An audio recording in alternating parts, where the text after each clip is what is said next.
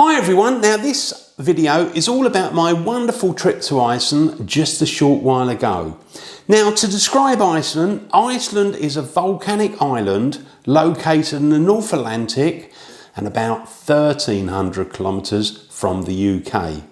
Now Iceland's landscape is shaped by the forces of nature and vary from deep fjords, beautiful glaciers, vast volcanic deserts, and through to black sand beaches, snow-capped mountains and staggering waterfalls and wonderful things like exploding geysers and of course geothermal hot springs and magnificent sights such as glacier lakes. Iceland's got the lot.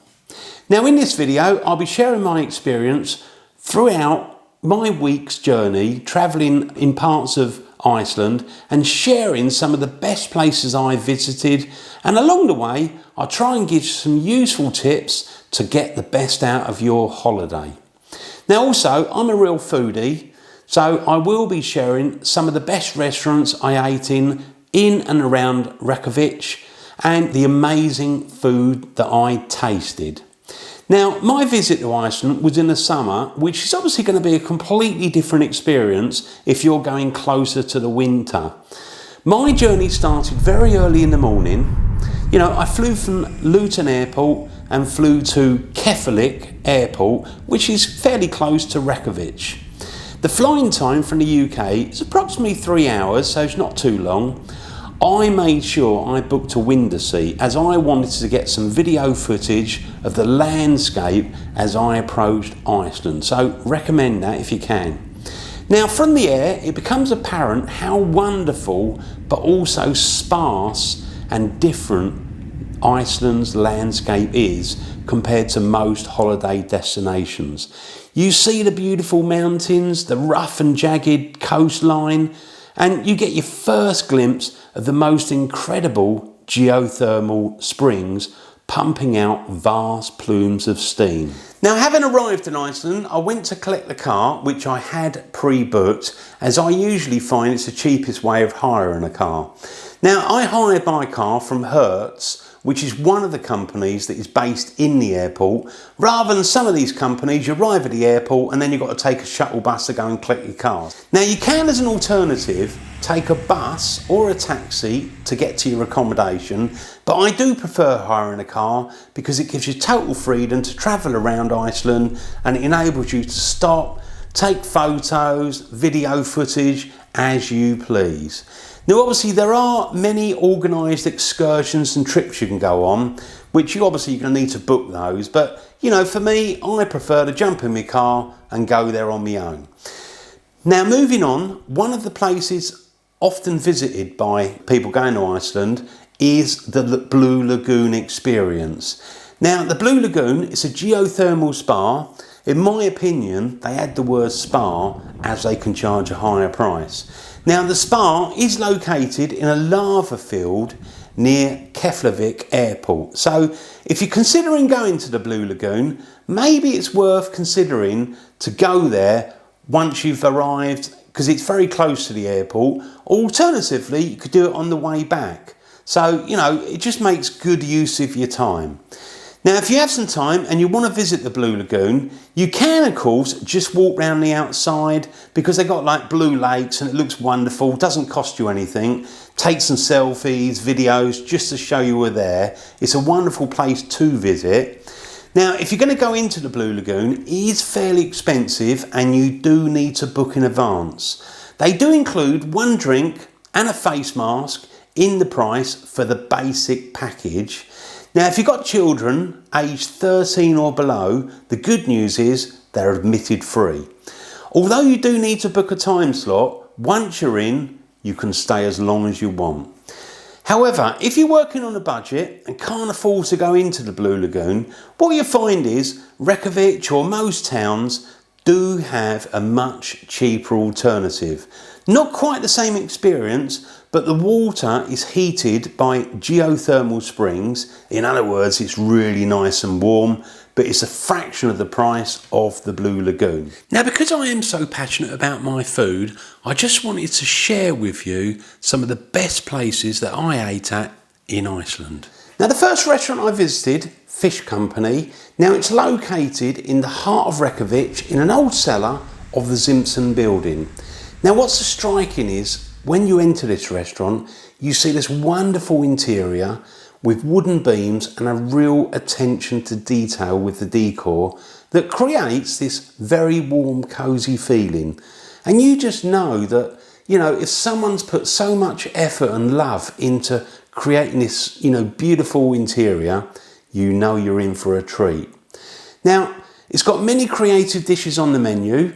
I asked for a recommendation and was suggested the 4-course seasonal menu, which is called Around Iceland. And it offers 4 excellent dishes, and you know, every one of those was absolutely superb. Overall, I was very impressed with my whole experience and highly recommend you checking this restaurant out for yourself. Now, the next restaurant I highly recommend you visit is called MATUR og DRYKKUR. Now, it's located in the former salt fish factory where it used to be used to sun-dry bacalhau up until the late 60s. Now, it's located by the harbour area, which the locals call Grandi.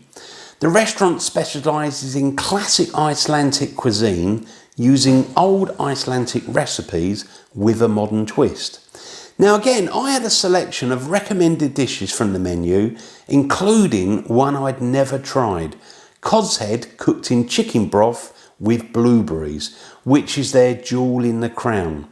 Now, one of the things I loved about this restaurant was the food was plated up in full view of the diners and was superbly presented, and everything I tasted was outstanding.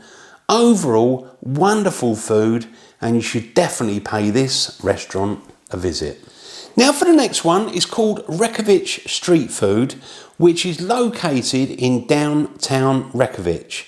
Now it offers ready-to-eat food at reasonable prices. Now on the menu they have 8 dishes to choose from. There is a selection of soups including lobster, seafood and lamb, plus you've got 3 noodle soups which are chicken, beef and vegetarian, traditional fish and chips and a fish stew. So really something for everyone. Now on my visit I did manage to try most of the dishes and they were all really very tasty and, as I say, moderately priced. Now it's the sort of place that you could go again and again, so if you're staying in Reykjavik you could go in different days and try out a selection of their dishes. So if you're feeling a bit peckish, work into a budget, pop in and try some of their food. Very happy customers by the sound of it. Now moving on to the Strand restaurant. Now this restaurant is a must. It's located in a place called Hella along Route 1, which is the main route you'll be travelling from Reykjavik to Vik. Now as it's located between the two, it would make the perfect place to break up your journey, have lunch or dinner, or if you were travelling back from the Golden Circle towards Vik. Now it's a modern restaurant in one of the oldest buildings in southern Iceland and has the most stunning views while you enjoy your amazing food. Now the restaurant uses locally sourced produce and everything is made from scratch according to what fresh ingredients are available on the day. Now the food is a fusion that combines traditional and modern to create some exceptional culinary delights. Now I tried a number of recommended dishes on the menu and they were beautifully presented and tasted wonderful. So overall you will receive high quality, fresh tasting food at a very fair price. So on your travels, make the point of visiting the Strand restaurant. Now the final place I want to recommend you go, it does fabulous food. Now it's called Fish & Co. Now Fish & Co work from a street van and they're located close to that famous church in Reykjavik called Hellsgrímskirkja. Now they offer beautifully cooked cod and chips, or you can have cod and salad. The fish is pan fried, so it's nice and healthy. It's very fresh, really tasty, and especially with the jalapeno and mango sauce that I had on mine. Now it would be an ideal place to eat if you're wandering around Reykjavik or about to visit the church.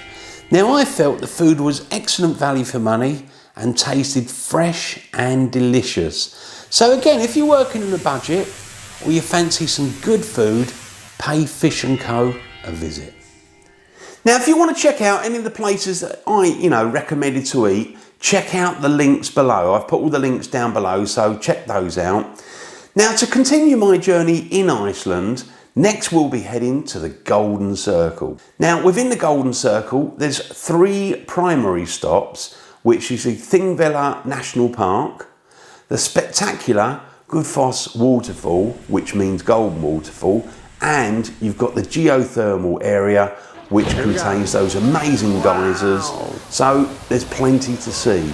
Now there's also many other stops along the way, such as the secret lagoon, you've got the Kerrid volcanic crater, and there's also 2 geothermal plants. Although the driving time around the Golden Circle is around about 3.5 hours, that wouldn't allow for any stop-off. So in reality, you're going to need the whole day, so start your trip nice and early. Now my first stop is the National Park. Now that was designated as a World Heritage Site in 2004. It's a truly wonderful place to wander around and explore. Now the National Park is located roughly 40 kilometres northeast of Reykjavik. Now what I'd say is to appreciate everything within the park, I would say you need to leave yourself about half a day to explore. The park's attractions include Iceland's largest natural lake, and you've got the unusual tectonic and volcanic environment. Now, there's also a lot of history with this park as well, because it's where the foundations of the Icelandic Parliament is said to be. The first parliamentary proceedings started in the year 930, and it laid the ground for the common cultural heritage and national identity. Now, the National Park is also the summer residence of the Icelandic Prime Minister, and it's mostly used for official receptions for foreign visitors. Close to the residence, you've also got the church, and you've got the state cemetery, which is intended for the national heroes of Iceland. Now within the park, you'd also see a beautiful waterfall, so make sure you go and visit that, take some pictures. But overall, you've got to go there. It's a definite must, because there is just so much to see. Now moving on from the National Park, I headed towards a geothermal valley in Reykjavík, which is around 40 minutes drive, and it's home to some of the most famous sites in Iceland, such as the geysers and other geothermal features, such as hot springs, fumaroles and mud pots. Now the area is noted for its vivid colorisation of the surrounding hills, caused by elements deep in the earth being brought to the surface by the geothermal activity. Now the biggest geysers of Reykjavík are Strokka and Geyser itself, which gives us the word geyser. Strokka is very dependable as it erupts every 5 to 10 minutes, whereas the big geyser nowadays erupts very rarely, which is a real shame because when it erupts it goes 4 times higher than Strokka. Now the good thing about coming to this geothermal area, it's free to go in. Just like in the National Park, all totally free. Now continuing my journey around the Golden Circle, the next stop is going to be the beautiful and breathtaking Gullfoss Waterfall. Now Gullfoss is a truly stunning waterfall and considered one of Iceland's most treasured natural wonders. Now Gullfoss, also known as the Golden Waterfall, is a 2-tiered waterfall. Now as you approach the waterfall, it's possible to hear the falls before you see them. Now upon your arrival, you can either stand at the top and take some photos, or you can walk down a path to the edge of the falls. Now if you're going to do that, just make sure you've got some sturdy shoes so that you can climb the steps running parallel to the falls, and you know, you can get some amazing pictures there. You can get sort of fairly close up and it's absolutely stunning. Now also, there's a big curtain of mist that's sort of thrown up, so what you want to do is, if you can, is take a waterproof jacket. Now if you're lucky enough, on a nice bright sunny day, you may even see a rainbow. So check out Gullfoss Waterfall. Now leaving the Gullfoss Waterfall, the next destination is going to be the secret lagoon, which is around 30 minutes drive in a place called Vesturgötu. Now it's the perfect place to stop if you want a little bit of downtime after travelling around the Golden Circle. Now the water temperature is a really comfortable 38 to 40 degrees Celsius at whatever time of the year you go. Now when you're in the pool floating around, you're next to these bubbling hot springs, and they've also got a small geyser which erupts every 5 to 10 minutes. For visitors that, you know, just want to have a look and see what it's like, they do allow you to walk around the outside of the pool and you can see the geyser, and you know, it's just really good to pop in and have a look. But I'd recommend you pay and actually go in the secret lagoon. Now it's said that in the winter, on a clear night, that's probably around about September to March, you may be lucky enough to see the northern lights painting the sky with a colourful light show. So imagine floating peacefully, looking up and seeing the wonderful northern lights. Now there is an entry cost, but again, like the Blue Lagoon, 14 years or under, it's free. Overall, I felt the secret lagoon is a hidden gem and definitely worth paying a visit.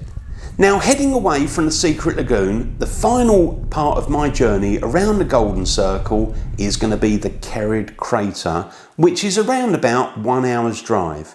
Now on the way to the Kallen Crater, I ended up stopping at a cafe, and I can't pronounce the location, but I've put it on the map there and there's the links below. Now I ended up having some really nice soup, smoked salmon with rye bread, and there's a lovely sort of cheesy one they had as well, and it's served on this beautiful rye bread which was really moist. I've never had rye bread like it. Now one thing I would say is I was surprised that this was actually baked in a hot spring. Now, interested in knowing how the process was done, I asked the owner and asked him if he could explain the process, and here's what Joel had to say. This gentleman, I've just met him in his cafe, and I think he's a bit of a master chef, and I asked him about the how they make the bread for in the hot spring, because we've ordered here some some soup, and it comes with hot spring baked rye bread, and he's just going to give us a quick explanation. Yeah, how we do the bread is we do it that way. We take a pot about that size, put the dough in, and then we take it, wrap it very well in plastic so the water won't come in. Yeah. And then we take it down to the hot springs. Okay, yeah. Dig a hole in the hot spring where we find boiling water. Yeah. 100 degrees, and then we just put some sand on the top and cover it well up. And a little stone on top, because I think I saw one just up there. Yeah, I saw one just down there, so I've got it on video. So stay there for 24 hours. Yeah, because I saw that and I thought someone was making bread because I heard about that. But no, it's good if you're explaining that, and obviously I look forward to eating it. So the best bread in the world. Yeah, I'm sure. Yeah, perfect. Thank you. And what's your name? My name is Joel. Now what I would say is if you want to check out that cafe, my pronunciation is Galeri. Now it did have some really tasty food, so I would suggest you pay them a visit. Now after leaving the cafe, carried on the journey and arrived at the Kallen Crater. Now Kallen is approximately 3,000 years old, which in geological terms is quite young. Now Kallen slopes are a vivid red colour rather than a volcanic black colour, as the iron deposits are, geologically speaking, fresh. Now Kallen, in terms of size, is approximately 55 metres deep, 170 metres wide, and it's got a circumference of around about 270 metres. Now you can either walk around the crater and obviously take some really nice photos. You've got beautiful scenery around, Or you've got some steps and you can walk right down to the Craters Lake where you've got this pristine waters and it just looks stunning. Now the Kallen Crater is a beautiful setting, it's peaceful, you can just have a gentle stroll and it's just perfect to end your trip around the Golden Circle. Thanks for watching episode 1 of my trip in Iceland. Now to carry on the journey, don't forget to watch episode 2. The original Naked Chef.